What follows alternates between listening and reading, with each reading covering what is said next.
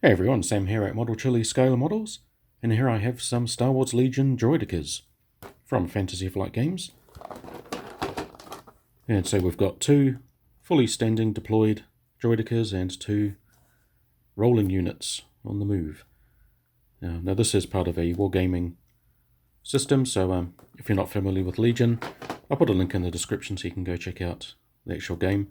I don't really play it myself, at least not yet. I just really like the look of the miniatures, and I thought I would have a go at building and painting some up. So yeah, let's have a look inside the box. Now I just went straight for the Droidekas because I've never really built up any of the droids in any other model kit fashion. I really wish Bandai did versions of these, but yeah, it's nice to want things. Right, so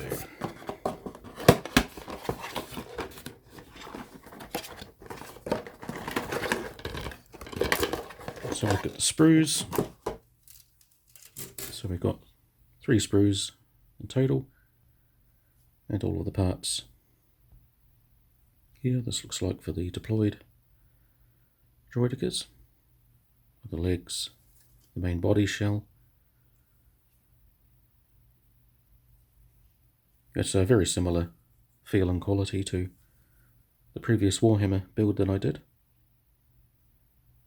So you can't see any flash or moulding issues, which is nice. And yeah, I'm a bit of a newbie when it comes to miniatures.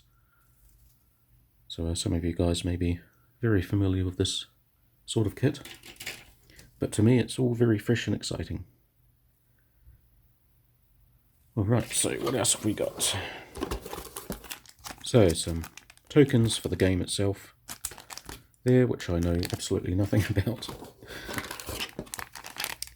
And the bases for the miniatures. And the assembly instructions.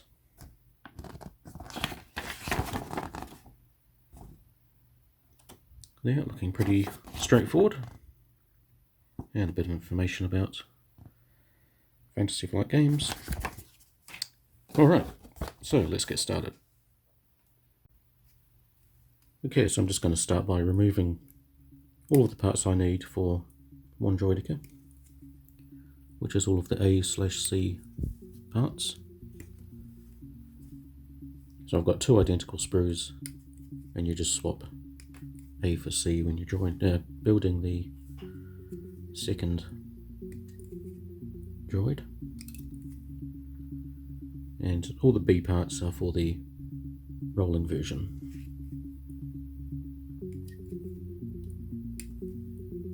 I think if this build goes well, then I'm definitely tempted to get some of the clones and paint those up in all the different colours, which I started to do with the Bandai kits, but those get really expensive and really hard to find. So to clean these parts up, I usually just come back with the side cutters and just try and nip off that little bit of excess sprue.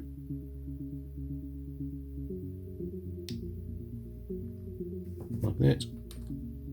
Alright, so starting the construction, and I'm a bit conscious about how I want to paint this, because I want to try something a little bit special for the main carapace of the Droideka, which is, the external shell. So I'm going to want to airbrush the external parts and then probably brush paint all of the mechanical parts. So I'm just kind of thinking about how I'm going to do that. It might be easier to do that before it's all put together, or it might not be so difficult once it's put together. I'm not sure yet. We'll just see how this ends up looking.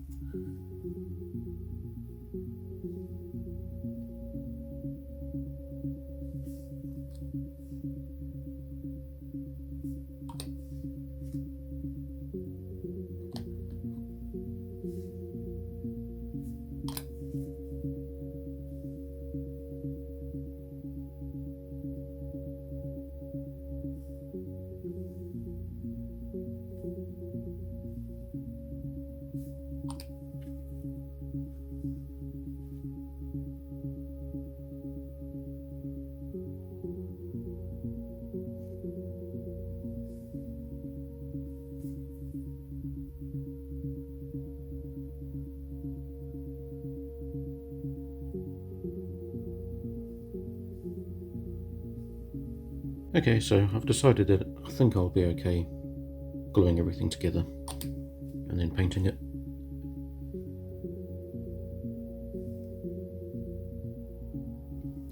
I just thought the inside of this piece might be tricky to get with an airbrush, but it shouldn't be too bad.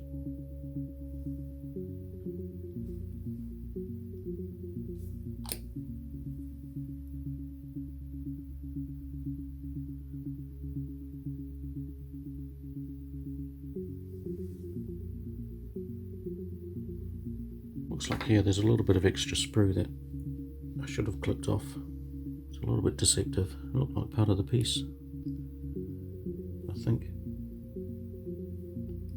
Yeah, all of that needs to come off.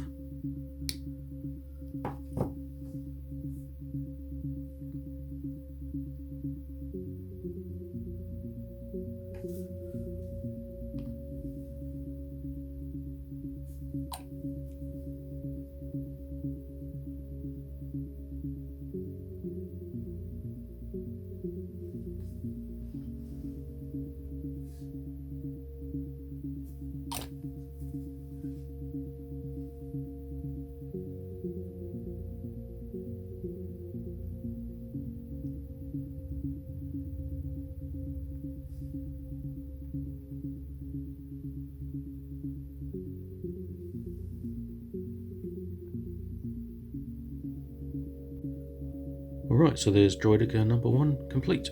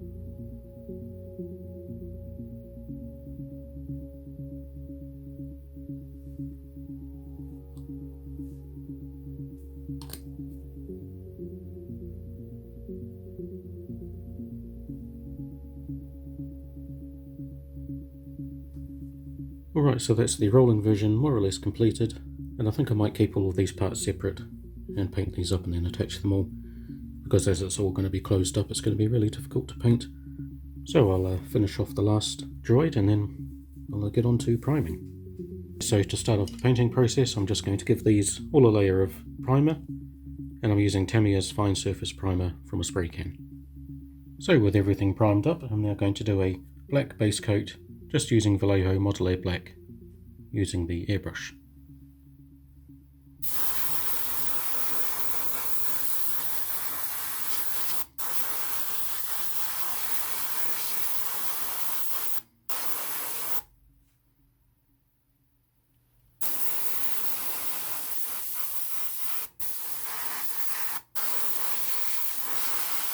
Okay, so with the black coat down, it's now time to start painting the main colours. And I would usually go and find a good solid reference, usually on the internet or just by watching the movie itself, but I always love a good old excuse to get out a nice book. In this case, this is the Star Wars Chronicles, the Prequels edition, and this is a book I've had since 2005, I think, 2006. It's pretty old anyway. Came out soon after episode 3, and it's just packed with just tons of reference material, orthographics, screenshots, photos of the props, costumes, from all of the 3 prequel movies. So starting at episode 1, and so what I'm after is the page on the Droidekas. So I basically want to capture this kind of metallic brown colour of the main carapace, but as some screenshots in on the movie itself, there's kind of like a kind of a bluish purple sheen to it, like it's sort of burnt metal or that sort of coating. So what I'm actually going to do for that is I've got some Vallejo Model Air rust, which is metallic, and I'm actually going to combine that with one of these paints that I borrowed from my girlfriend. So this is Golden Fluid Acrylics Interference Violet.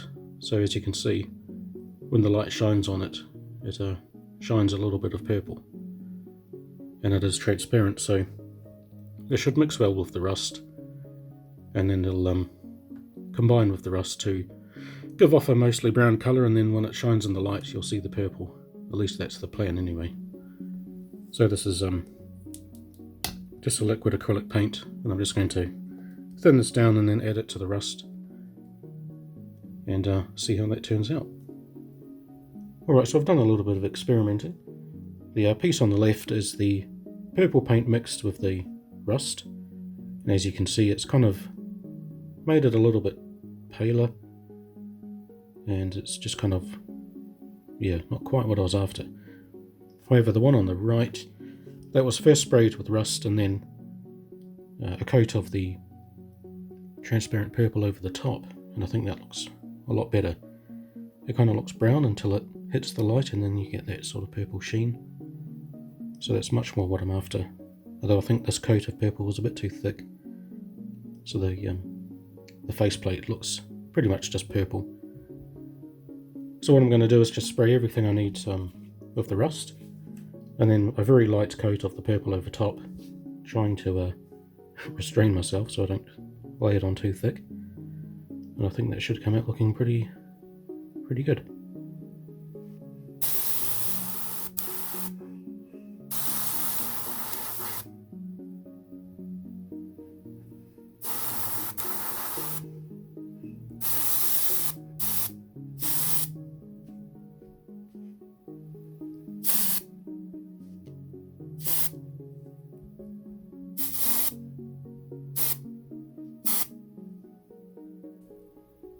Alright, so that's the purple coat gone down, and as you can see there's quite a noticeable purple sheen to the bronzy rust.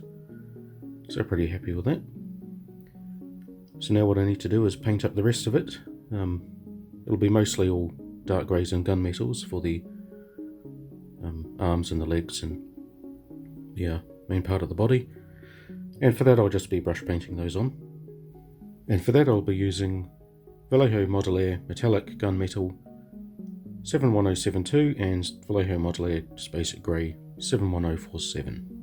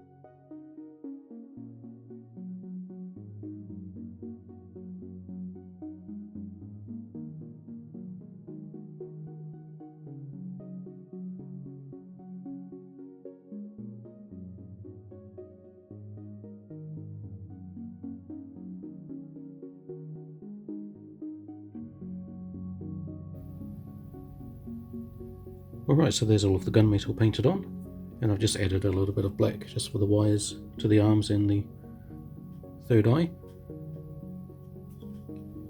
And so what I'm going to do now is just clean up some of the edges around the rust panels. And I'm just going to mix the rust that I used before, 2 parts of that to 1 part just black, just to darken it up a bit. And then I can go around some of these edges, especially on the shoulders. I'll just clean these up a bit.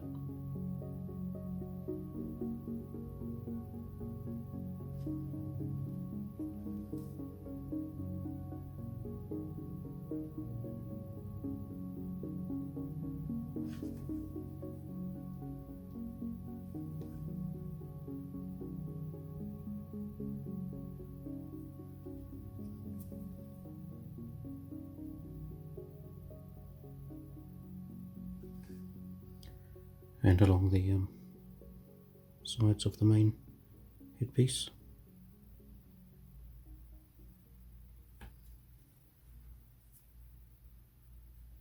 So as I've been detailing up these Droidekas, I've actually been covertly reviewing my light setup, which I can pull back and show you now, which includes this new BenQ LED e-reading desk lamp, which has been kindly provided to me by BenQ for the purposes of doing a review and also give my feedback on how I find the lamp for my particular setup.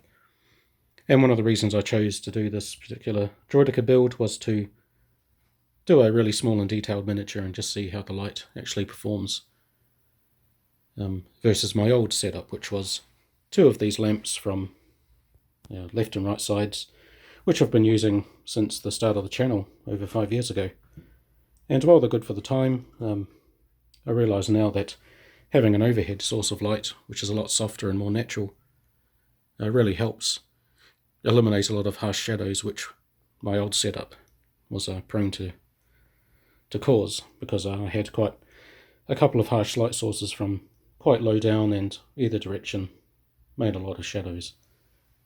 And as you can see, this has got quite a long reach, so I can get it quite high, which means I can bring miniatures right up to my face and do detailed work and still have a overhead source of light, which has been really nice. And as you can see, the curved shape of the LED itself provides quite a lot of coverage for the light, so it kind of acts as multiple light sources really. And yeah, so I've been finding it's been really good. Now as you can see, the base here, well, what you can't see is that it's super heavy and dense, so you can really pull this lamp up and down and back and forth, and the unit just stays solid on the base. It's not going to move at all really, so that's pretty cool. And to turn it off, you just tap the ring, turns off, and then just one tap turns it back on again. And then you've got this dial which controls the dim function, so that's maximum dimness and then maximum brightness. And then what you can do is you can touch the ring for a few seconds and it actually changes the light mode. So this orange means it's for best light for reading books. So if you've got like a desk side lamp next to a nice comfy reading chair, that's the most optimum light for reading books. And then if you hold it again, it switches to the best optimum light for looking at computer monitors. So if you've got a computer set up and you want a nice lamp next to your computer, then that's best for that. And then I can just turn it back to pure white light, which I use for my painting and building. And yeah, so I've been finding it really helpful to have this nice, more natural, softer light from overhead as opposed to the two lamps from either side. And it's just been a really good solution. As you can see, it goes up super high, even higher than what I've got now. So yeah, highly recommended. I'll put a link to the product in the description so you can go check it out. And in the meantime, I'll get back to the Droidekas.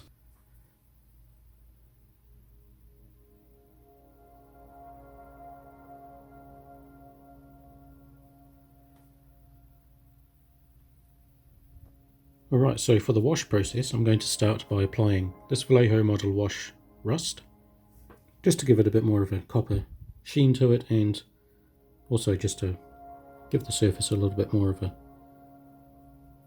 sort of a rough texture.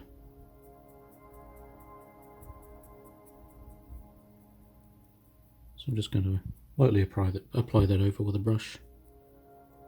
And so you can see it's given that coat a little bit more of a copper rust finish, while also retaining the purple sheen from beneath. And now above the rust wash, what I'm going to do is use another one of these interference paints, this time green, and I've got it mixed down in some acrylic thinner, so it's just a nice kind of milky consistency. There. And I'm just going to dot it onto various parts of the plating.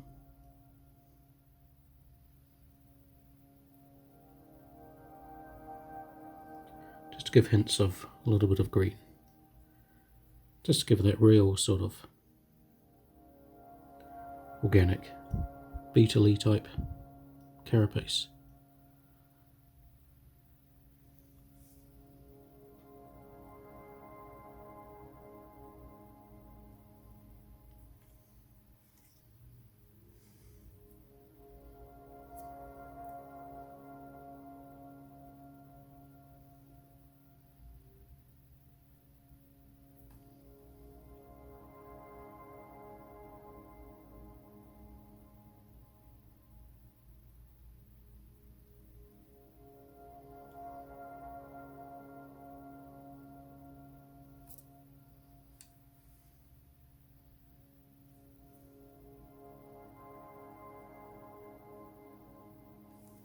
And now for the last step of the interference colours. I've just got a blue colour here. And I've just got that on a palette because I'm just going to do a bit of a dry brush with this. So I've not thinned it down or anything. So I'm just going to lightly apply it just to certain areas.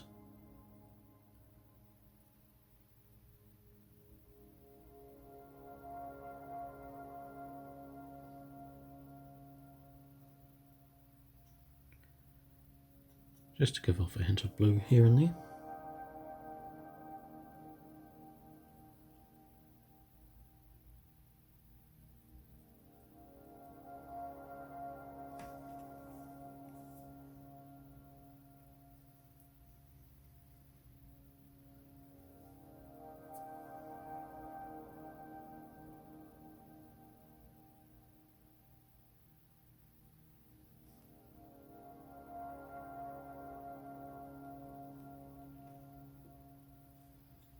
Now for a wash for the metallic grey parts, I'm just going to use Vallejo's Model Wash Dark Grey.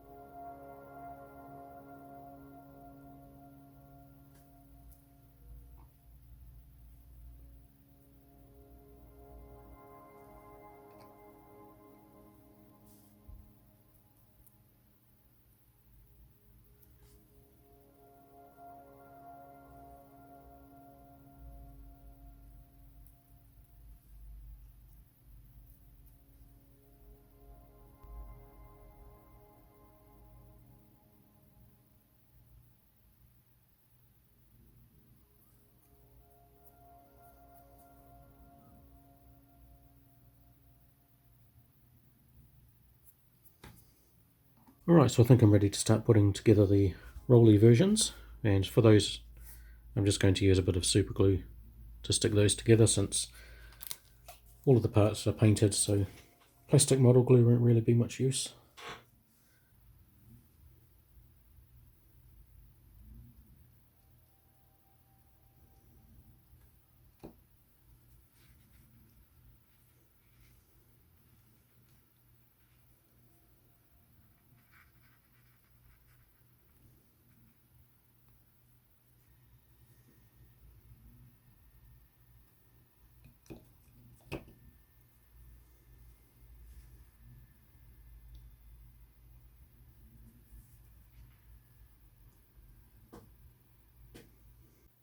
Alright, so we're almost at the finish line, but one final step is to paint up all of the bases.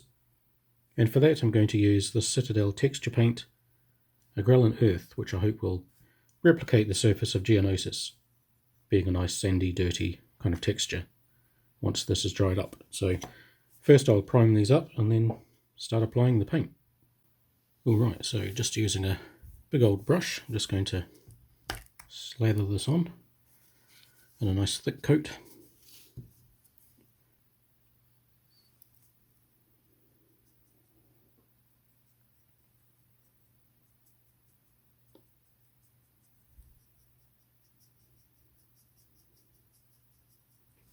And here's how the bases look after about a day of drying, and so you can see they're lovely and cracked up.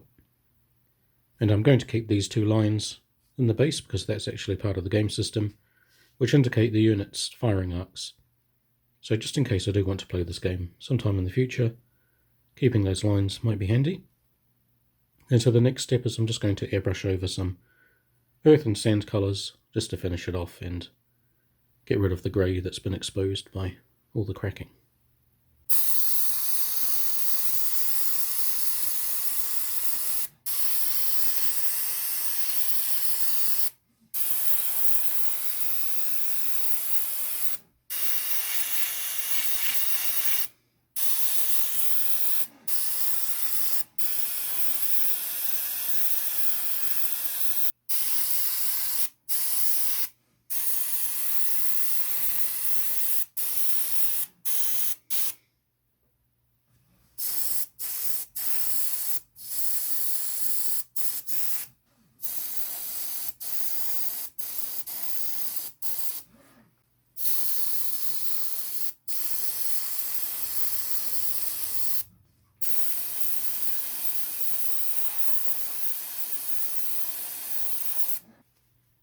And here's how the base has turned out, which is a nice mix of browns and yellows and a little bit of orange to mimic Geonosis. And so before I stick on the Droidekas, I'm just going to give the bases a coat of Tamiya Flat Clear TS80 from a spray can. Alright, so just one last thing before I glue everything down, and I'm sure it's a question you've all been asking, do these actually roll? Well, yes they do. Now I'm just going to use a touch of super glue on each of their feet.